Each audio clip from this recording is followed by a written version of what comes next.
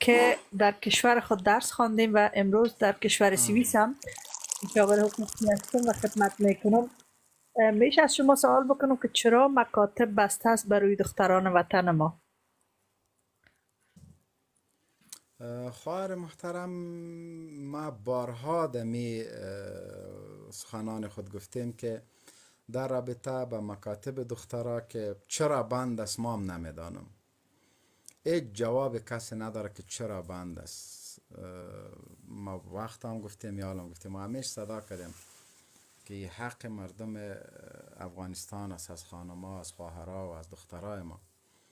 دیگه امی که تو نمیفهمی ما هم نمیفهمم، ما دمی کشور هستم نمیفهمم. ولی شما خب وظیفه دارین اونجا، نمیشه با بزرگا؟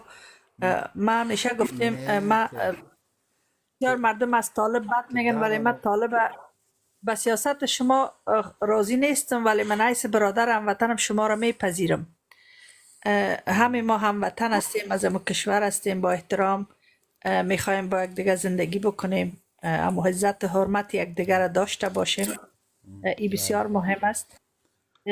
مگر این خو میفهمین که درس تحصیل چه قمم سگه یک دکتر زن نباشه در افغانستان، بانوان ما که مریض شوند، مادرای ما که ولادت بکنن کجا برن؟ پیش کدام دکتر برن؟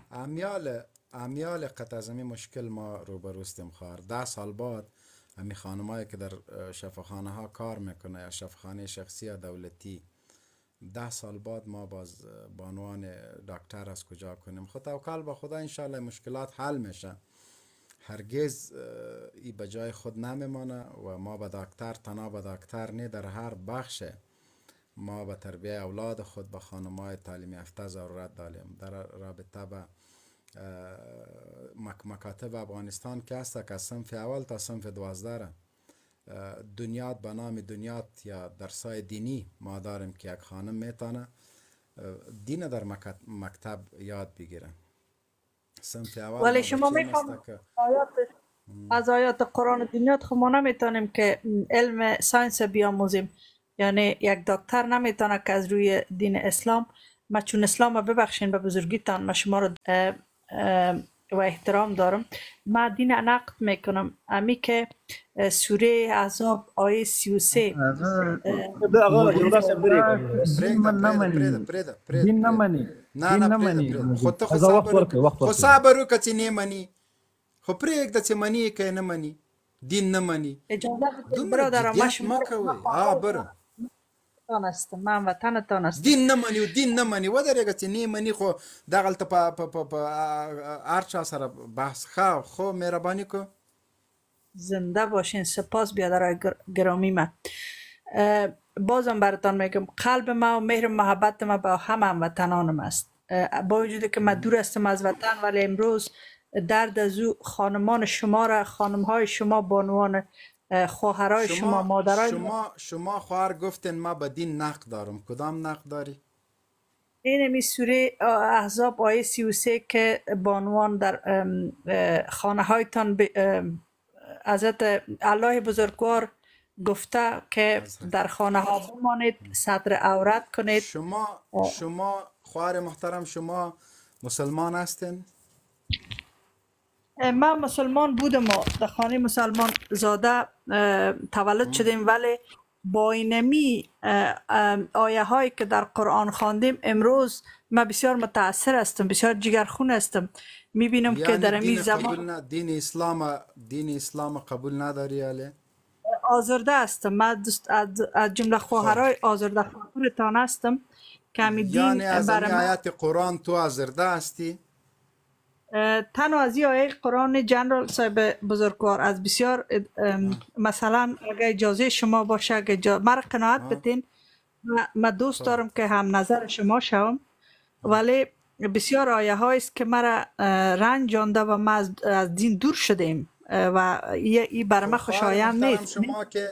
شما که از دین دور شدین، دین مبارک اسلام، قرآن کریم کتاب است که سر پیغمبر صلی الله علیه وسلم نازل شده و هیچ آیه قرآن، یک حرف قرآن کس نمیتونه که به دلیل نقد کنه که در اینجا یا به خانما یا به نیست که آیت نازل شده. یک دقیقه صبر که خواهر محترم، ای شما دین اله کردین، یا فیمیست هستین یا حتما کدام دین دیگر قبول کردین. آیات قرآن یک خصه است. آیات قرآن شما نقد میکنین، بینمی نقد آیات قرآن شما از دین میرین. چون آیات قرآن وقت نقد کو که تو میری پیش یک عالم میشینی، برازو میگی که برای ما ترجمه کوی نمی آیات قرآن، ترجمه میکنه برات، ترجمه میکنه، میگی که اینی حرف چرا زده. حضرت امام ابو حنیفه یک خانم پیشش رفت، گفت تو چرا در دین اسلام برای یک مرد 4 خانم اجازه است که رواست و به خاطر یک خانم 4 مرد روان است که 4 تا شوهر داشته باشه. امام ابو حنیفه دی سوال عاجز، اینمی که امام ابو حنیفه میگشه به اینمی خاطر دخترش آمد گفت ما سوالشه برش جواب میتم و حل میکنیم. 4 تا گاو شیرش دوشید، بر از خانم گفت که شیر جدا کو که از کدام گاو است. یعنی یک خانمی که 4 شوهر میگیره اصلا معلوماتش نمیشه که اینمی پسر از کدام شوهر است. صحیح است؟ تو که آیات قرآن نقد میکنی و میگم که ما آزرده هستم، از کدام با کدام دلیل آزرده هستی؟ وقتی که قرآن حکم میکنه که تو خانم ها در خانه خود بشینه، حکمت از ایره بیبی که دی چی حکمت است؟ امر خداوند است. پروردگار عالم به هزارها بار از مادر و پدر که سر ما زیاد مهربان است. صحیح؟ آزادی که در غرب بر خانم ها است، میفهمی که اونمو خانم هایی که در غرب است، ما 10 تا را برات نشان میتم که از جرمنی خانم ها و دخترای جرمنی بر ما میسج کرده که ما با پسر افغان عروسی میکنم. باور به خدا کو که ما در سخنان خود کاذب نیستم. میگم علتش چی است؟